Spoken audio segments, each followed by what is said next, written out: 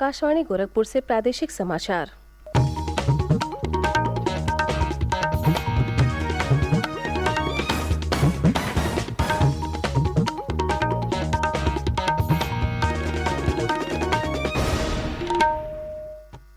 नमस्कार। समाचार बुलेटिन के साथ मैं सोनी निगम। पहले मुख्य समाचार। प्रधानमंत्री नरेंद्र मोदी बुद्ध पूर्णिमा पर आज नेपाल के लुम्बिनी जाएंगे। श्री मोदी कुशीनगर में महापरिनिर्वाण मंदिर में भगवान बुद्ध की प्रतिमा पर चीवर चढ़ाएंगे और पूजा अर्चना करेंगे। मुख्यमंत्री योगी आदित्यनाथ ने गोरखपुर में कई सौ करोड़ रुपए की विकास परियोजनाओं का लोकार्पण और शिलान्यास किया। कहा, उनकी सरकार ने प्रदेश में कानून व्यवस्था को सुदृढ़ कर निवेश के लिए बेहतर वातावरण तैयार किया। वाराणसी में ज्ञानवापी मस्जिद परिसर के सर्वेक्षण का कार्य आज भी जारी रहेगा। सर्वे टीम को कल तक न्यायालय के समक्ष प्रस्तुत करनी है रिपोर्ट। और प्रदेश में भीषण गर्मी से जनजीवन अस्त व्यस्त। बांदा में तापमान 48 डिग्री से अधिक दर्ज किया गया।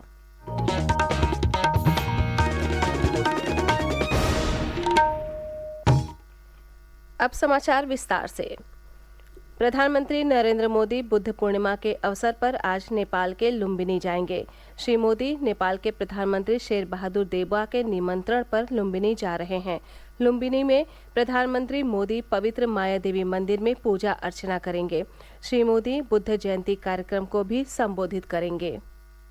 वर्ष 2014 के बाद प्रधानमंत्री नरेंद्र मोदी की यह 5वीं नेपाल यात्रा है और लुम्बिनी की उनकी यह पहली यात्रा होगी। श्री मोदी की यह यात्रा भारत की नेबरहुड फर्स्ट पॉलिसी के तहत भारत और नेपाल के बीच नियमित उच्च स्तरीय आदान प्रदान की परंपरा को जारी रखने के मद्देनजर हो रही है। यह दोनों देशों के लोगों की साझा सभ्यता की विरासत को भी दर्शाता है। अपनी यात्रा के दौरान श्री मोदी नेपाल के प्रधानमंत्री के साथ द्विपक्षीय वार्ता भी करेंगे। आनंद कुमार, आकाशवाणी समाचार, दिल्ली। यात्रा के दौरान श्री मोदी लुम्बिनी मठ क्षेत्र में बौद्ध संस्कृति एवं विरासत के एक अनूठे केंद्र के शिलान्यास समारोह में भी भाग लेंगे। इसका निर्माण भारत सरकार के संस्कृति मंत्रालय के वित्तीय सहयोग से किया जाएगा। बुद्ध पूर्णिमा का दिन भगवान बुद्ध के जन्म, ज्ञान और महापरिनिर्वाण का प्रतीक है। भगवान बुद्ध का जन्म नेपाल के लुम्बिनी में हुआ था।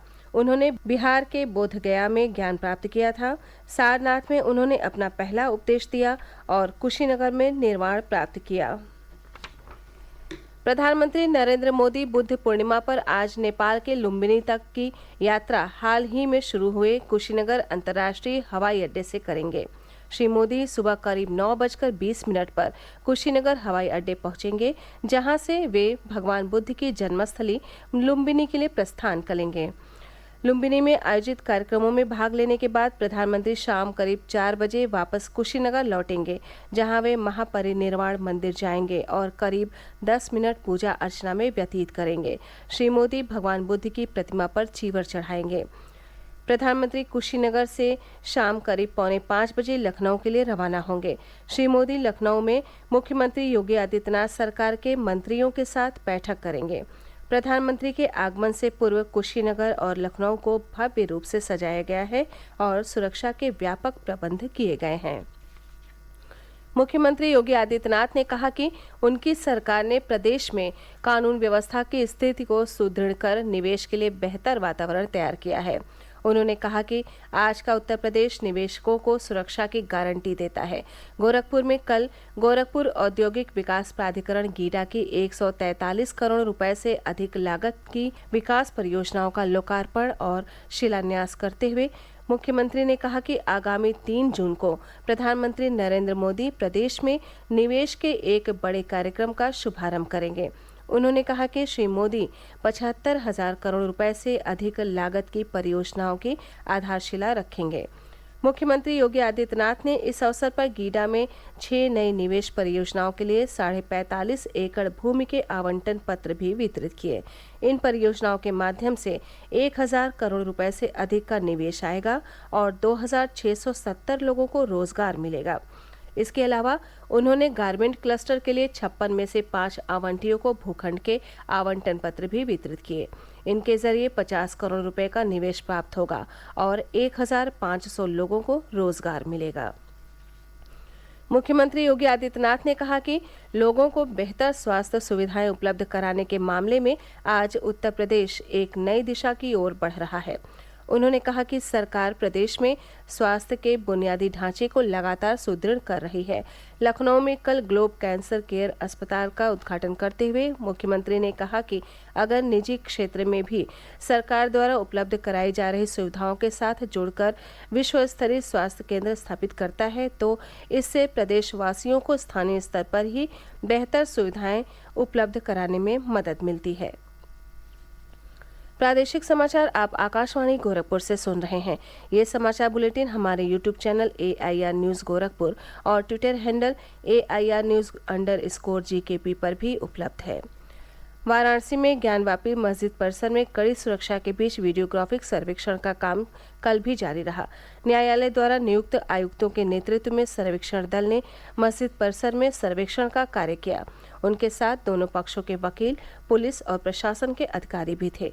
पुलिस उपायुक्त RS गौतम ने बताया कि सुरक्षा की दृष्टि से पर्याप्त संख्या में पुलिसकर्मी तैनात किए गए थे। वीडियोग्राफिक सर्वे आज भी जारी रहेगा। वाराणसी न्यायालय ने सर्वेक्षण दल को मंगलवार तक सर्वेक्षण का काम पूरा करने और विस्तृत रिपोर्ट प्रस्तुत करने को कहा है। प्रदेश के जल शक्ति मंत्री स्वतंत्र देव सिंह ने कल बांदा जिले का दौरा कर जल जीवन मिशन के तहत चल रही खटान पेयजल योजना का स्थलीय निरीक्षण किया और संबंधित अधिकारियों को योजना का काम शीघ्र पूर्ण करने के निर्देश दिए। इसके अलावा जल शक्ति मंत्री जनपद के ओरन कस्बे में आयोजित बुंदेली भू जल पंचायत कार्यक्रम में भी शामिल हुए।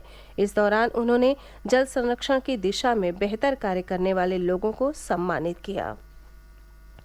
प्रदेश में इस समय भीषण गर्मी से जनजीवन प्रभावित है। अनेक स्थानों पर दिन का अधिकतम तापमान 43 से 45 डिग्री के बीच दर्ज किया जा रहा है। सर्वाधिक तापमान बांदा में दर्ज किया गया, जो 48.8 डिग्री सेल्सियस था।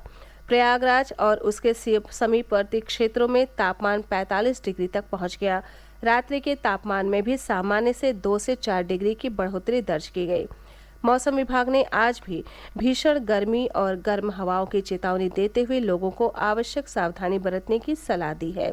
आज पूर्वी उत्तर प्रदेश में कुछ स्थानों पर वर्षा और आंधी की संभावना है।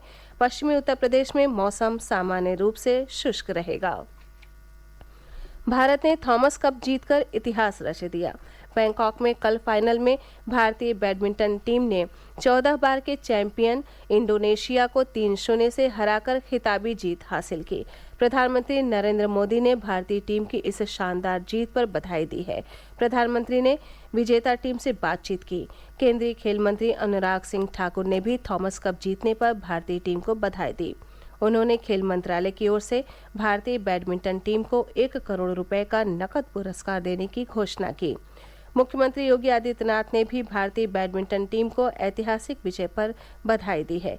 उन्होंने टीम के सदस्यों के स्वर्णिम भविष्य की कामना की।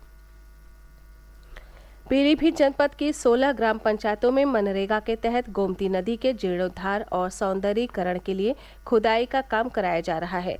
जिलाधिकारी पुलकित खरे ने बताया कि 50 किलोमीटर लंबाई में गोमती की धारा के खुदाई कार्य में 1,500 से अधिक मजदूर लगे हैं।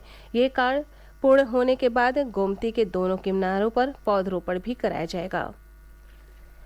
प्रदेश सरकार की तकनीकी सशक्तिकरण योजना के तहत कल सुल्तानपुर में राजकीय पॉलिटेक्निक कॉलेज परिसर में प्राविधिक शिक्षा मंत्री आशीष पटेल ने 210 छात्र व छात्राओं को टैबलेट बांटे। प्राविधिक शिक्षा मंत्री ने पत्रकारों से बातचीत करते हुए कहा कि प्राविधिक शिक्षा गुणवत्तापूर्ण होनी चाहिए, जिससे प्लेसमेंट के लिए छात्र छात्राओं को भटकना न पड़े। श्री पटेल ने कहा कि प्रदेश में सरकारी इंजीनियरिंग कॉलेज की संख्या में वृद्धि के प्रयास जारी है। टैबलेट पाने वाले छात्र छात्राओं ने प्रधानमंत्री नरेंद्र मोदी और मुख्यमंत्री योगी आदित्यनाथ की दूरगामी सोच की सराहना करते हुए कहा कि कोरोना काल के चलते अच्छे शिक्षकों से संपर्क दुर्लभ हो गया था, लेकिन अब टैबलेट मिलने के बाद ग्रामीण क्षेत्र के कॉलेज में पढ़ने के बाद भी उनकी पढ़ाई बेहतर हो जाएगी। अंत में मुख्य समाचार एक बार फिर। प्रधानमंत्री नरेंद्र मोदी बुद्ध पूर्णिमा पर आज नेपाल के लुम्बिनी जाएंगे। श्री मोदी कुशीनगर में महापरिनिर्वाण मंदिर में भगवान बुद्ध की प्रतिमा पर चीवर चढ़ाएंगे और पूजा अर्चना करेंगे। मुख्यमंत्री योगी आदित्यनाथ ने गोरखपुर में कई सौ करोड़ रुपए की विकास परियोजनाओं का लोकार्पण और शिलान्यास किया। कहा, उनकी सरकार ने प्रदेश में कानून व्यवस्था को सुदृढ़ कर निवेश के लिए बेहतर वातावरण तैयार किया। वाराणसी में ज्ञानवापी मस्जिद परिसर के सर्वेक्षण का कार्य आज भी जारी रहेगा।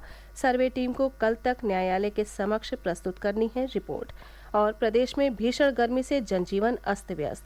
बांदा में तापमान 48 डिग्री से अधिक दर्ज किया गया। इसी के साथ ये समाचार बुलेटिन समाप्त हुआ। नमस्कार।